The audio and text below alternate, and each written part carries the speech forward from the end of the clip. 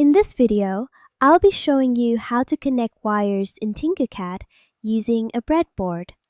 And this is one of the most important basics when building circuits.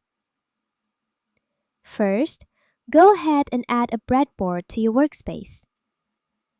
Once it's placed, you'll notice columns along the left and right sides marked with plus and minus symbols.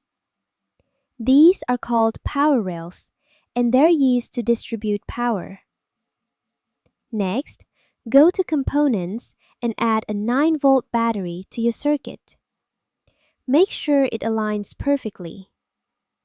Hover over the red terminal until you see the positive label. Click to start a wire, then connect it to a hole next to the plus rail on the breadboard. Click the wire and change its color to red. Now for the negative side. Hover over the black terminal until you see negative.